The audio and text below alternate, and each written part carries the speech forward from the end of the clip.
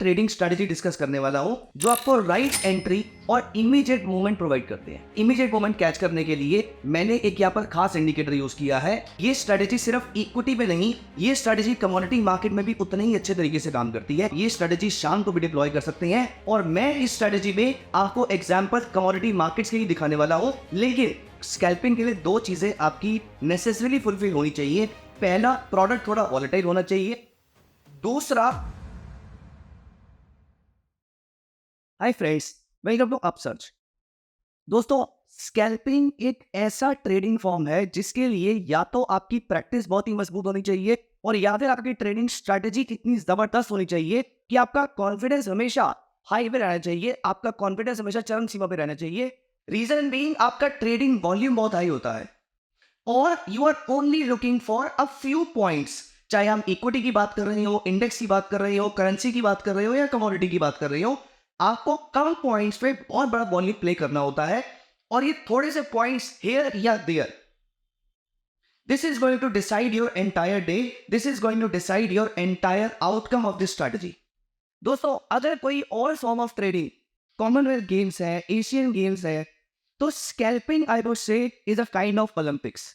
यहाँ पर प्रिसीजन बहुत ज्यादा मैटर करता है और एक एक फ्रैक्शन ऑफ सेकंड आके मैटर करता है। एक एक फ्रैक्शन ऑफ सेकंड में डिले या जल्दी, कंफर्मेशन या नो कंफर्मेशन, इसी पे डिसाइड हो जाता है कि आज आप प्रॉफिट बुक करेंगे या लॉस बुक करेंगे।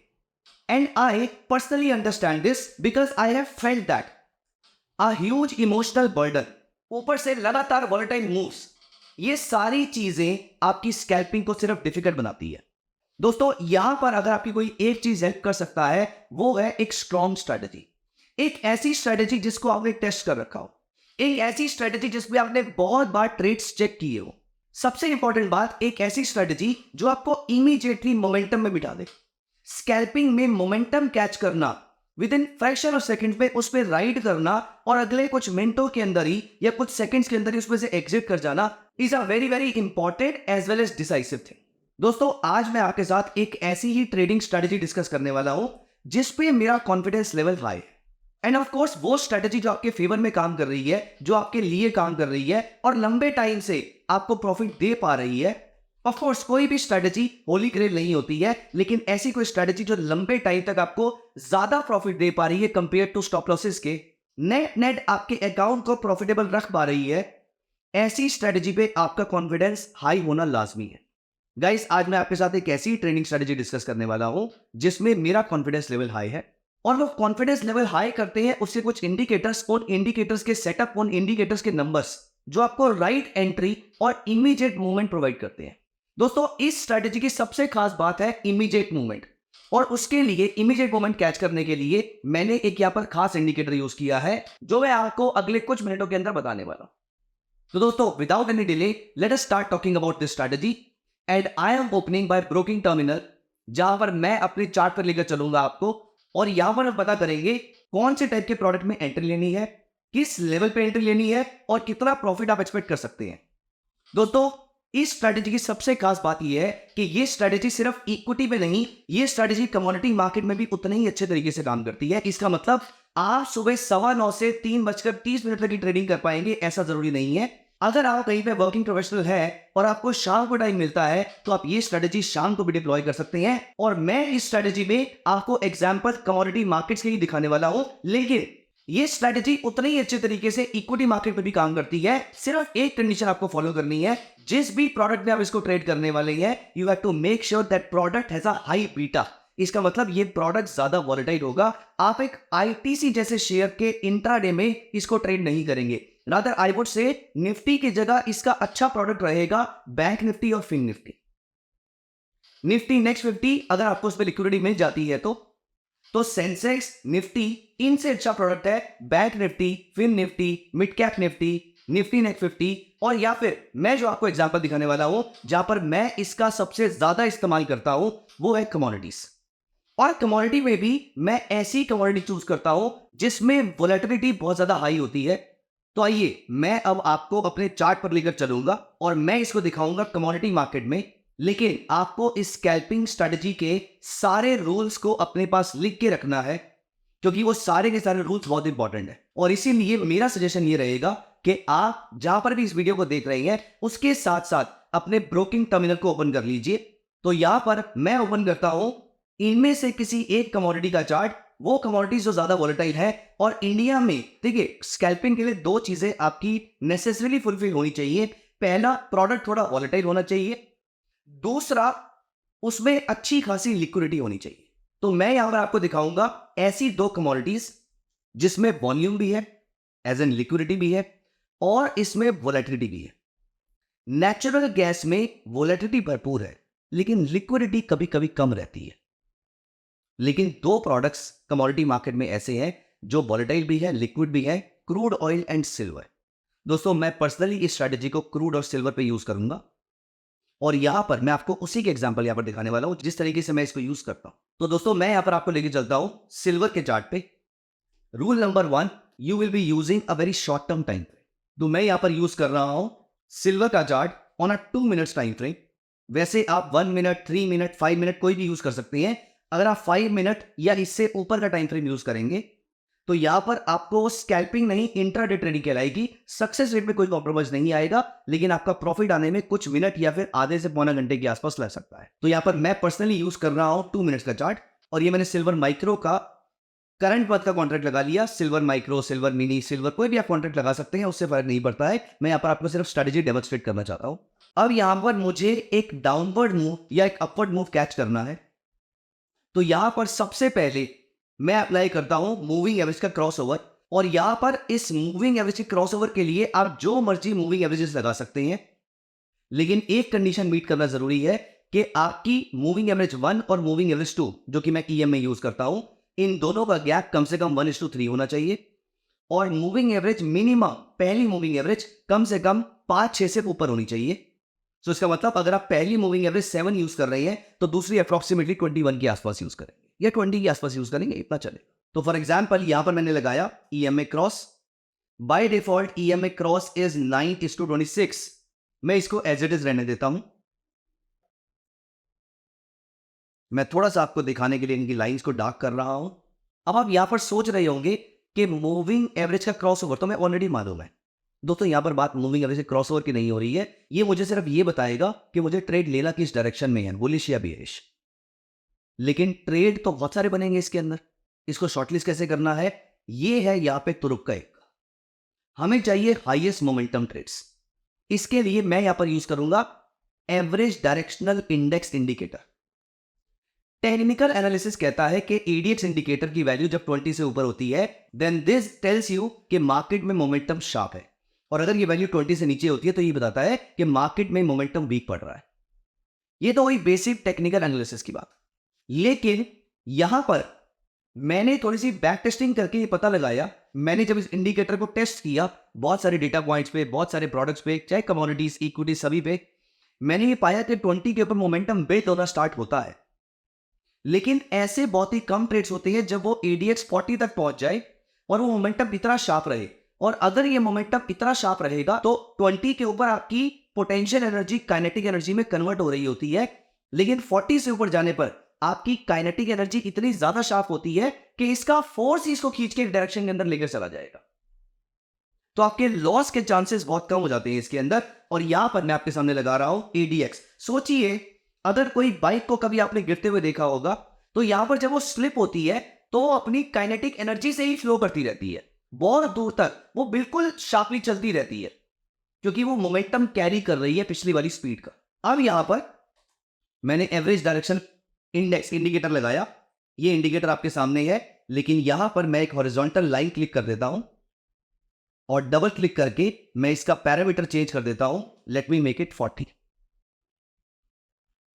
ये आपको यहां पर दिख नहीं रहा है क्योंकि 40 फिलहाल मेरी स्क्रीन पर कहीं पर भी नहीं है। मैं 2 मिनट्स का चार्ट यूज कर रहा हूं, सिल्वर प्रोडक्ट यूज कर रहा हूं, एडीएक्स 40 से ऊपर और मूविंग एवरेज का क्रॉसओवर जहां पर मैंने 9 और 26 यूज किया है। ये सारे पैरामीटर्स आपके लिए काफी है एज अ बिगिनर ट्रेड करने के लिए। लेकिन I being more conservative trader, मैं यहां पर एक और पैरामीटर ऐड करता हूं क्योंकि मुझे चाहिए बिल्कुल हाईएस्ट मोमेंटम। अगर आप इंट्राडे ट्रेडिंग कर रहे हैं, स्विंग ट्रेडिंग कर रहे हैं तो ये स्ट्रेटेजी आपके लिए काफी है। आप इसको एज इट इज यूज करना स्टार्ट कर सकते हैं। लेकिन as I told you at the beginning of the session कि स्कैल्पिंग के लिए तो मैं कोई रिस्क ले ही नहीं सकता, चाहे मैं नंबर ऑफ ट्रेड्स बहुत कम कर दूं। मैं 10 में से 9 ट्रेड स्किप कर दूं, लेकिन वो एक ट्रेड बढ़िया निकलना चाहिए। और इसीलिए मैं यहां पर एक और इंडिकेटर अप्लाई करता हूं, which is William percentage R, जो मुझे ये बताता है कि मार्केट ओवरबॉट है या ओवरसोल्ड है। लेकिन कॉन्ट्ररी टू कॉमन बिलीफ, अगर ये मार्केट ओवरबॉट है तो मुझे शॉर्ट सेल करनी है? नहीं, मैं ये नहीं कह रहा। रादर मैं इसका ऑपोजिट कह रहा हूं। अगर ये मार्केट ओवरबॉट है मतलब इसमें काइनेटिक एनर्जी बहुत ज्यादा है, एडीएक्स ने कंफर्म किया। एक और कंफर्मेशन विलियम परसेंटेज आर से लेते हैं। अगर विलियम परसेंटेज आर, जिसके की पैरामीटर 0 से -100 के होते हैं, तो अगर ये पैरामीटर -20 से ऊपर है और मूविंग एवरेज भी बुलिश क्रॉसओवर दे रही है। अगर आप एक स्कैल्पर हो या फिर एक स्कैल्पर बनना चाहते हो तो इस वीडियो को बिल्कुल स्किप मत करना। मोस्ट स्कैल्पर्स इसलिए लॉस बनाते हैं क्योंकि उनके विनिंग ट्रेड्स उनके लूजिंग ट्रेड से कम होते हैं। अगर आप भी अपने नंबर ऑफ विनिंग ट्रेड्स को बढ़ाना चाहते हो then you are in the right place. Mister Himanshu Arora ने उनके स्कैल्पिंग कोर्स में उनकी 4 विनिंग स्कैल्पिंग स्ट्रेटजीज लिस्ट की हैं, जिन्हें सीख कर आप भी एक प्रॉफिटेबल स्कैल्पर बन सकते हो। तो आज ही दिए गए लिंक पर क्लिक करें और अपनी स्कैल्पिंग जर्नी को बिगिन करें। Now let's get back to the video. और ADX 40 से ऊपर है। दोस्तों, ये 3 कंडीशंस कौन सी है ट्रेड लेने के लिए? कंडीशन नंबर 1, हम वो सारे ट्रेड इग्नोर कर देंगे जहां पर ADX लेस देन 40 है, तो मुझे चाहिए ADX ग्रेटर देन 40।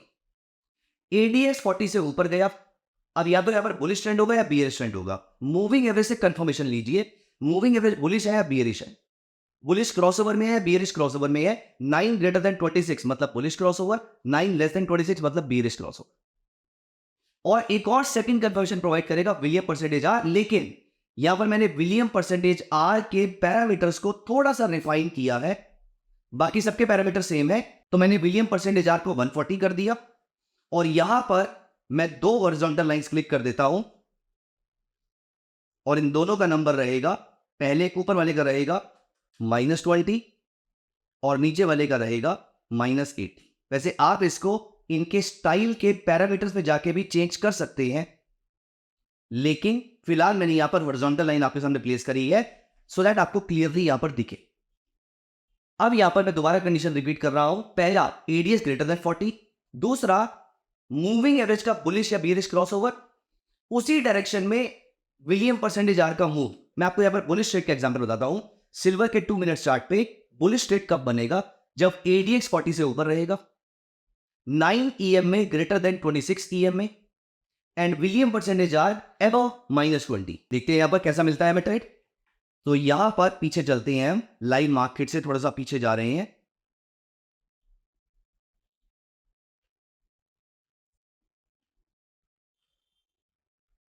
यहां देखिए, ये मुझे पहला बुलिश ट्रेड मिलता है। ADX greater than 40, William percentage R significantly high which is around -0.20, और -20 की बात कर रहे थे, ये 0 के आसपास ही पहुंचा हुआ है और बुलिश क्रॉसओवर है। यहां पर इस कैंडल का हाई है 81,300। अप्रोक्सीमेटली सिल्वर की अगर हम बात कर रही हैं तो तकरीबन 0.25 से 0.30% के आसपास का रिटर्न हम यहां से लेंगे। तो 81,300 आधा परसेंट मतलब तकरीबन 400 पॉइंट का मूव, आधे से आधा परसेंट मतलब तकरीबन 200 पॉइंट के आसपास का मूव। तो 200 से 250 पॉइंट के आसपास में हम अपना पहला प्रॉफिट बुक करेंगे, which will be 60 to 70% of our position. For example, यहां पर मैंने 30 किलो सिल्वर उठाया था, तो यहां पर तकरीबन 20 किलो सिल्वर से मैं एग्जिट कर दूंगा। यहां पर 81,300 का हाई है, इस लेवल के ब्रीच होने पर मैं यहां पर बाय करूंगा।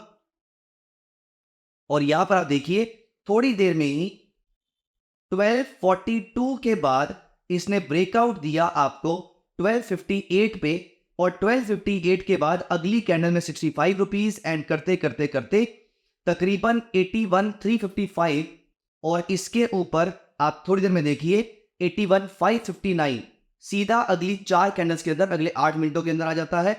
मार्केट थोड़ी देर कंसोलिडेट करती है और उसके बाद सीधा हाई मार रही है 81,683। सो अप्रोक्सीमेटली 350-400 पॉइंट का इजी मूव मुझे यहां से मिल रहा है। Late me show you another bullish और अ बियरिश ट्रेड।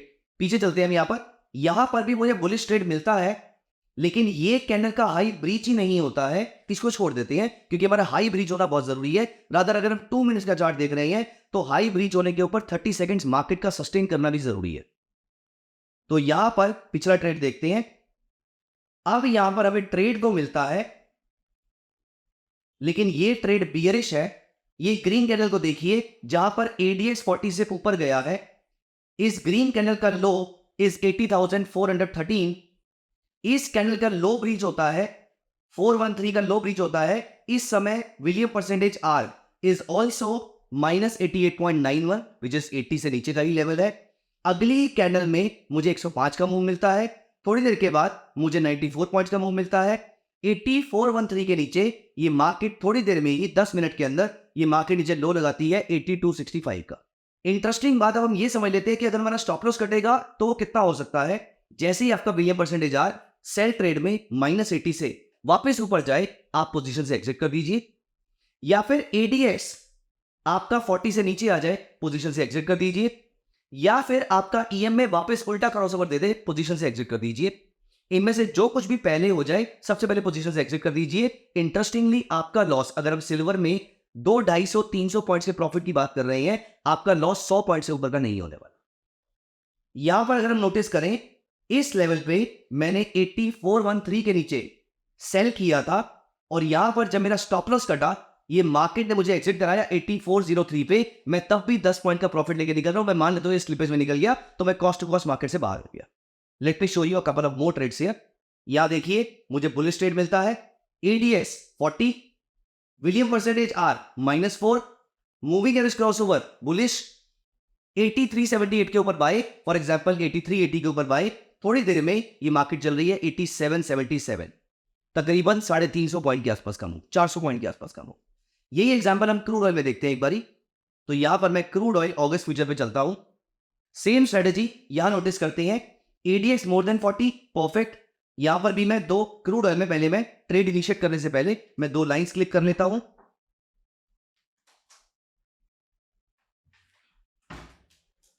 -20 और -80। ADX 40 से ऊपर ट्रेड ले सकते हैं। विलियम परसेंटेज आर -85 ट्रेड ले सकते हैं, मतलब 80 से 100 के बीच में है ना, तो ट्रेड ले सकते हैं। लेकिन ट्रेड लेना कौन सा है? Obviously sell. और यहां देखिए जैसे ही इस कैंडल का लो ब्रीच होता है विच इज 6596, ये मार्केट धड़ धड़ करते नीचे आ जाती है 6544। तो 6596 है तकरीबन 1% के आसपास का मूव। और या फिर अगर हमने यहां पर भी इनिशिएट किया इसको तो भी हमें कम से कम 0.25% के आसपास का मूव मिलता है। Late me show you one last trade here. दोस्तों ADX की कंडीशन बहुत इंपॉर्टेंट है, इसको आप इग्नोर नहीं कर सकते। यहां नोटिस कीजिए ADX above 40, William percentage R -6, 0 से 20 के बीच में होना चाहिए, परफेक्ट सेटअप है। बाय ट्रेड बना हुआ है, यहां पर आपने इसको बाय किया। Look at the market after this. ये क्रूड ऑयल है, रात को 9:10 पे इसने ट्रेड दिया। रात को 11:30 बजे तक लगातार क्रूड प्राइसेस ऊपर जाते रहे। दोस्तों this is a beautiful setup. सबसे कमाल की बात इसकी ये है कि ये मोमेंटम कैच कर रहा है, और स्कैल्पर के लिए इमीडिएट मोमेंटम कैच करना बहुत जरूरी है। आप चाहे तो स्ट्रेटेजी को 1 मिनट चार्ट पे भी ट्राई कर सकते हैं। सिर्फ you have to be very very attentive at all points in time अगर आपका ट्रेड चल रहा है, और you have to be very very fast. Execution में आपके फ्रैक्शन ऑफ सेकंड का भी डिले अलाउड नहीं है इसके अंदर, क्योंकि आप 1 मिनट का चार्ट ट्रैक कर रहे हैं। इसीलिए मैं 2 मिनट का चार्ट ज्यादा प्रेफर करता हूं। बट अगर आपके रिफ्लेक्सेस फास्ट है तो आप 1 मिनट पे भी जा सकते हैं, बट मेक श्योर कि आप सारी कंडीशंस अच्छे से फुलफिल करते हैं। ट्रेड इनिशिएट करने की जल्दी नहीं होनी चाहिए। जल्दी होनी चाहिए कि अगर ट्रेड सही आया है तो एग्जीक्यूट करने की। दोस्तों you are not going to miss out on anything. जब तक आपका ट्रेडिंग सेटअप राइट नहीं होता है, पकता नहीं है, तब तक आपको ट्रेड इनिशिएट नहीं करना है। You should not be in a hurry to initiate a trade. Always remember there will always be more opportunities tomorrow compared to yesterday. इसीलिए बी पेशेंट, जो अच्छा ट्रेड आएगा उसी को एग्जीक्यूट कीजिएगा। तो दोस्तों आई होप आपको ये स्ट्रेटेजी समझ में आई होगी। एक बार अपने सिस्टम पे इसको ट्राई जरूर कीजिएगा, और अगर आपको अगले 1 दिन 2 दिन कंफर्टेबल होते हैं तो आप इसको एग्जीक्यूट करना स्टार्ट कीजिएगा। जल्दबाजी कोई मत कीजिएगा। पहले आप कंफर्टेबल होइए, पहले आप कुछ दिनों तक इसकी फॉरवर्ड टेस्टिंग कीजिए, या फिर कुछ पुराने ट्रेड्स निकाल के इसकी बैक टेस्टिंग कीजिए। क्योंकि मेरी रिस्क मैनेजमेंट या इमोशनल मैनेजमेंट में कोई चीज सूट करती है तो जरूरी नहीं है कि आपके भी करें। तो इसीलिए make sure you are testing everything before apply, and we should be glad अगर आप ये पूरी स्ट्रेटेजी को आने वाले व्यूअर्स के लिए कमेंट सेक्शन में मेंशन भी कर दीजिए। इससे 2 बेनिफिट होंगे। ऑफ कोर्स बाकी सबका फायदा होगा, लेकिन एट द सेम टाइम सबसे बड़ा फायदा आपका होगा कि आप अपने माइंड को पूरी स्ट्रेटेजी रिमाइंड करा देंगे, सो दैट रियल मार्केट में आपको ये चीज भूलेंगे नहीं। तो दोस्तों, कैसी लगी आपको स्ट्रेटेजी कमेंट सेक्शन में जरूर बताइएगा। Thank you so much, bye bye.